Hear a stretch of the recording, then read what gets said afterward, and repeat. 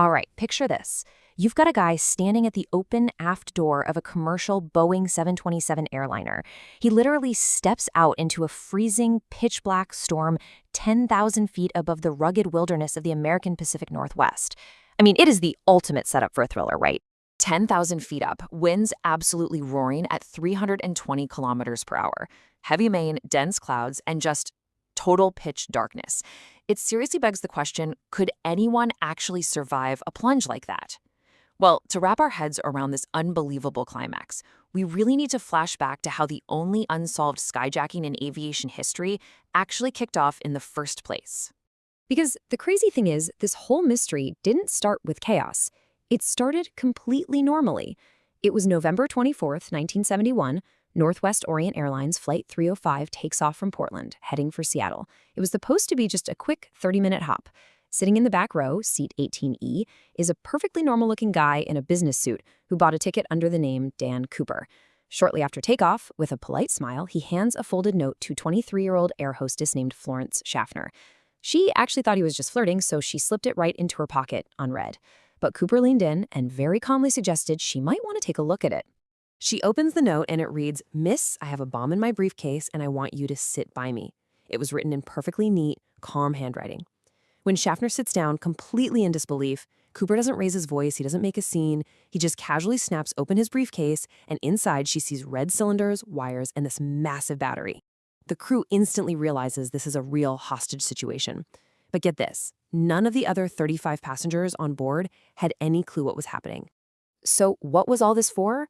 A massive ransom demand of $200,000. By 5 p.m., Cooper demands the cash, specifically $10,020 bills and 4 parachutes. The pilots relay this straight to Donald Nyrop, the president of the airline. And Nyrop makes a pretty fascinating executive decision: total compliance. To protect the airline's reputation and honestly just avoid a global panic, he quietly arranges for a Seattle bank to gather the funds, which meant that quick 30-minute flight turned into 3 agonizing hours of circling Seattle while the cash was scraped together on the ground. Okay, so the plane lands at 5:46 p.m., and Cooper trades the passengers for the parachutes and the cash. The plane takes off again, but this time it's just Cooper, the pilots, and one flight attendant, Tina Mucklow. And this is where Cooper lays out a really bizarre, highly specific set of instructions. He orders the pilots to head for Mexico City, but they have to stay at exactly 10,000 feet, keep the wing flaps positioned at 15 degrees, and fly as slow as the aircraft can possibly go without falling out of the sky. The pilots warn him they'll burn through fuel way too fast to reach Mexico with that much drag, but Cooper isn't worried. He just tells Tina to go up to the cockpit and lock the door behind her.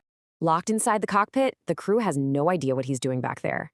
But at exactly 8:13 p.m., a warning light flashes on the dashboard. The rear staircase, which was a really unique feature of the Boeing 727 back then, had been deployed mid-flight. Moments later, the pilots feel the back of the aircraft suddenly pitch upwards, forcing them to scramble and level the plane out. And in that exact moment, high above the treacherous wilderness of Washington state, Cooper jumps into the stormy night with the money, completely unobserved. When the pilots finally get the plane safely on the ground in Reno, Nevada, the FBI immediately storms the cabin. But Cooper was an absolute ghost. What's truly wild is how little he left behind. All they found was a handful of sparse physical clues: a black tie with a golden clip, some torn-up pieces of the parachutes he used to tie up the money bag, a few of his cigarette butts, and 66 unidentified fingerprints. And just like that, a massive 45-year manhunt was officially underway. But right out of the gate, the investigation got derailed by a psychological quirk known as anchoring bias. See, the hijacker bought his ticket under the name Dan Cooper, but a rushed reporter named James Long, who was scrambling to meet a deadline, misheard his police source and reported the name as D.B. Cooper. Because of anchoring bias, which is our tendency to rely way too heavily on the first piece of information we hear, the public completely latched onto D.B. Cooper. It perfectly illustrates Brandolini's law, right? It takes way more energy to correct misinformation than it does to create it. Dan was lost to history, and the legend of D.B. Cooper was officially born. So the FBI's first big hurdle was figuring out, did this guy even survive? Initially, it seemed absolutely impossible. Jumping in a business suit into freezing rain strapped with 91 kilograms of gear, hypothermia or drowning in the lakes below seemed like a sure thing. But then they had to pivot. In the months following the Cooper incident, there were at least 5 copycat hijackers. Guys like Martin McNally jumped at twice the speed Cooper did using only a reserve parachute, and they actually survived. If copycats could make it through even worse conditions, the FBI realized Cooper very well might have walked right out of that forest alive. For years, they searched the wilderness. They even brought in submarines to scour the depths of Lake Merwin. Absolutely nothing. That is, until 1980, when we got a massive breakthrough. An 8-year-old boy was digging on a beach along the Columbia River and dug up these decaying bundles of $20 bills.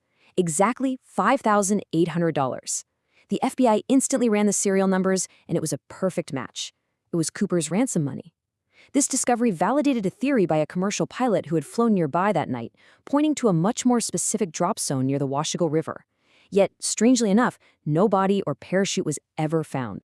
The physical evidence pretty much just gathered dust for decades, until a stunning milestone in 2009.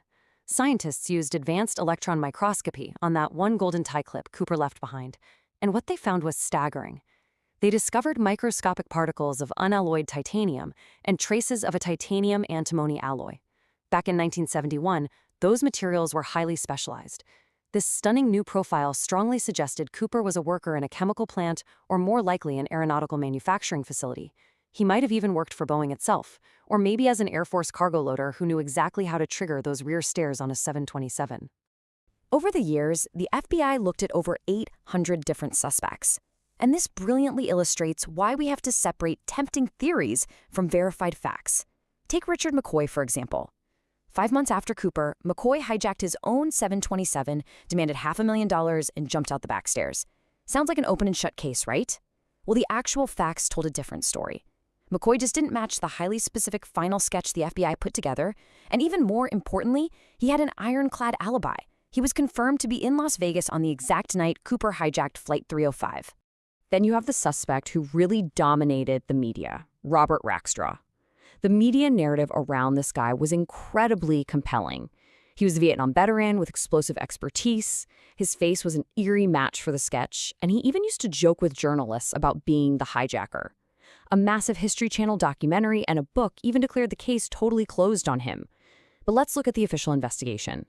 The FBI rigorously checked Rackstraw out, but officially dropped him from their suspect list way back in 1979 because there was a complete lack of substantial evidence. In fact, just a day after that book launched, claiming Rackstraw was the guy, the FBI officially closed the entire 45-year D.B. Cooper investigation. Which leaves us right here, looking at the ultimate question at the end of this explainer. The only unsolved skyjacking in aviation history.